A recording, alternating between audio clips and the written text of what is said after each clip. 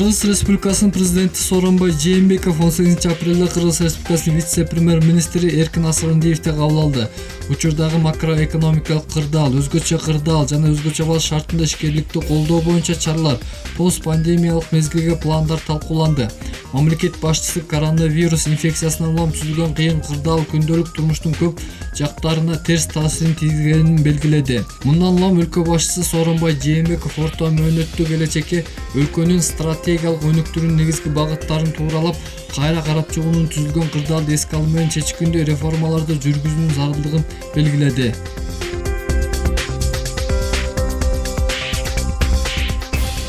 Кыргызстанда 18-апрель саат 10:00 карата коронавирус жуктурган дагы 17 жаңы учур катталды. Жаңы катталган учурдун ичинен Ош облусунда 5, Ош шаарында 1, Нарын облусунда 11 адам бар.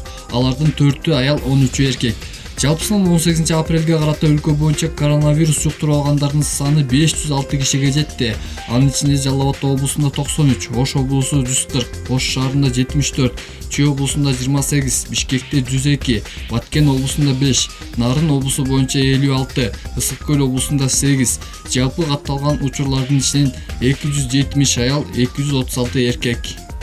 Бүгүнкү күнү ооруканаларда 371 дарыланып жатат. Мунун ичинен 12си оор абалда турат. Жандандыруу бөлүмүнө 6 бейтап которулган. Орточо абалда жана канааттандырарлык деп 359 бейтап туруп атат. Чыгарылганы мен айттым 130. Каза болгондордун саны 5. Изилдөөлөргө келип түшкөн анализдердин саны бүгүнкү күнү 31460га жетти. Аны тастыктоодо ушу 30868 жыйынтыгын алдык.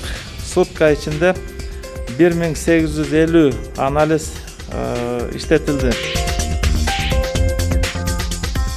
Акыркы бир сутка ичинде өлкө аймагында жалпысынан 16 бейтап COVID-19 илдетинен сакайып ооруканадан чыгарылды. Тагыраагы Бишкек шаарында 4, Жалал Абад облусунан 12 адам. Жалпысынан республика боюнча бүгүнкү күнгө чейин жалпы 130 бейтап оорудан айыгып үйлөрүнө чыгарылган.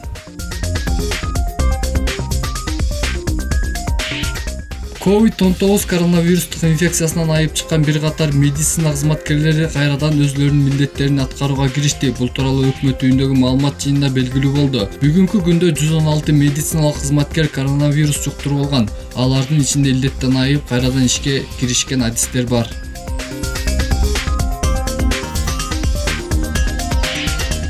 Түндө коменданттык сааттын шартын бузган 93 жаран кармалып, 8 автоунаа токтотулган. Бул тууралуу Ички иштер министринин басма сөз кызматы билдирди. Маалыматка ылайык алардын ичинен Бишкек шаары боюнча 74, Жалал Абад шаары боюнча 5, Ош шаары боюнча 6, Кара Суу району боюнча 3, Ат Башыр району боюнча 5, ал эми Нарын шаарында жана Сузак районунда тартип бузуулар катталган жок. Алардын баардыгына коменданттык сааттын талаптары менен эрежелери бузгандыктары боюнча түшүндүрүштөр жүргүзүлүп, экинчи кайталанбоосу эскертилип, коменданттык сааттын аякташы менен кое берилген.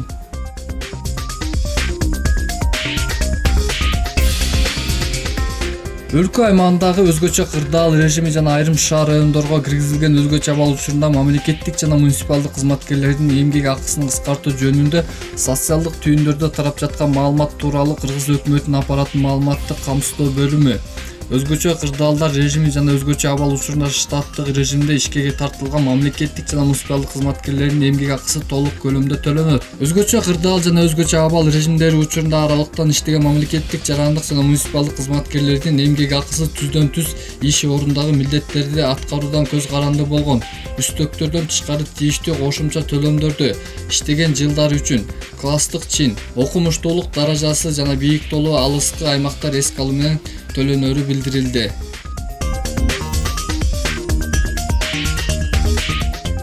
Премьер-министр Мухаммедкалый Абылгазиев номер 17-үй бүлөлүк медицина борборунда түзүлгөн кырдаал боюнча тергөө жүргүзүүнү жана күнөөлөрдүн жоопкерчилигин кароону тапшырды.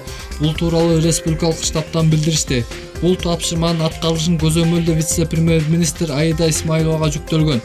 Белгилей кетсек, Чоң Арык айылындагы номер 17-үй бүлөлүк медицина борборунда иштеген 4 дарыгер коронавирус жуктуруп алган. Алар республикалык клиникалык жугуштуу оорулар ооруканасына жаткырылган. Ал эми алар менен бирге иштеген медицина кызматкерлери обсервацияга жаткырылган. Медицина кызматкерлери көтөргөн маселелердин жана даттануулардын баардыгы дыкат иликтенип, кемчиликтерди жоюу боюнча тапшырмалар берилүүдө. Бул тууралуу республикалык ыкчам штабтын жыйынында айтылды. Жыйындын жүрүшүндө COVID-19 каршы күрөшүүгө тартылган медицина кызматкеринин жеке коргонуу каражаттары менен камсыздоо маселелери талкууланды. Өкмөттүн ыйгарым укуктуу өкүлдөрүнүн маалыматында бүгүнкү күндө жеке коргонуу каражаттарынын зарыл саны бар. Ошондой эле Бишкекте медицина буюмдары жана коргонуу каражаттары ташылууда.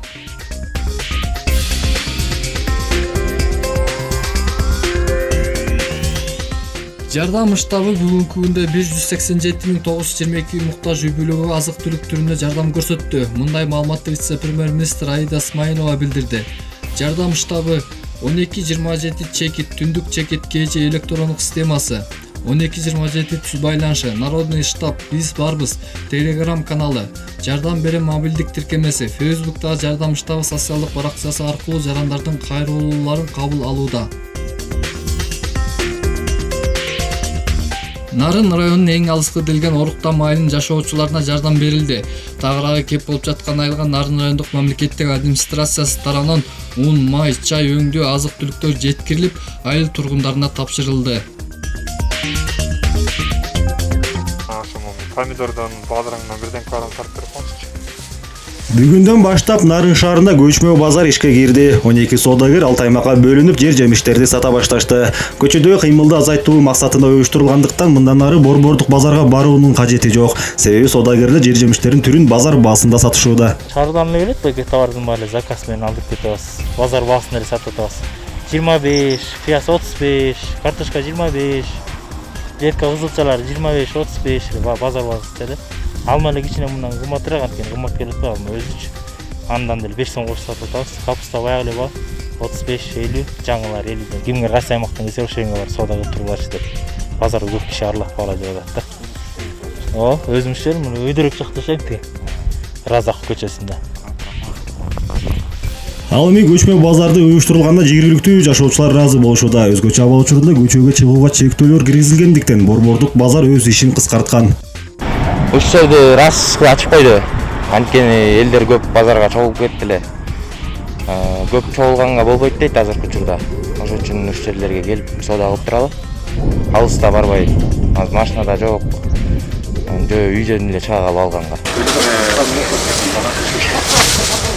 Соодагерлерге жер жемиштердин дүңүнөн ишкерлер алып келип беришет жана бөлүнгөн аймактарда гана соода кылууга уруксат берилген. Ал эми алыскы чөлкөмдөрдө экиден соодагерлер жашоочуларды жер жемиштер менен тейлешүүдө. Эки-экиден кылып бөлүштүрүп, бүгүнкү күндө 2 күндөн бери жакшы соода кылып атат. Бул өзүнүн натыйжасын берип атат. Буюрса, өзү жашоочулар ошо ишкерлер да айтып атышат, абдан жакшы болуп атат дейт. Себеби саат 14:00 базар жабылып калгандыктан ошол ишкерлер бул уюштурган ишкерлер 6-га чейин иштеп атышат. Эң негизги себеби биздин биринчи максат ушу көчөгө баскан элди азайтуу, ушу элди алып барып сурап атсаң дагы ушу базарга жер жемишке келатмын эле депчи. Негизинен азык-түлүк саткан продуктовый магазиндер аймактарда бар экен, ама жер жемиш саткандар чындыгында жок экен. Ошол себептен ушу көчмө жер жемиш саткан жайларды уюштурдук. Соода саттык учурунда сатып алуучулар менен сатуучулардын ортосундагы аралыкты сактоо керектигин эскертишет адистер. Дүйнөдөгү алдыңкы чоң жыйырмалыкта мамлекеттердин өкмөттөрү жакыры өлкөлөрдөн тышкы карыздардын төлөм мөөнөтүн 1 жылга токтотууну чечишти. Анда быйыл тышкы карызды тейлөөгө жумшала турган каражаты COVID-19 илдетине каршы чыгымдоо сунушталган. Карыздар өлкөлөрдүн катарында Кыргызстан да бар. Кыргызстан быйыл тышкы карызга төлөй турган акчанын табышы азыркы жагдайда бюджет үчүн оор келери айтылган.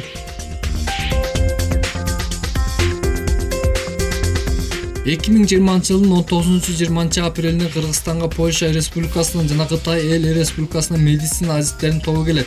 Чет элдик азиттер атамекендик медицина кызматкерлерине коронавирус инфекциясы менен күрөшүүгө жардам көрсөтүшөт. Польша жана Кытай дарыгерлери кыргызстандык кесиптештер менен бул багытта маалымат жана тажрыйба алмашышат.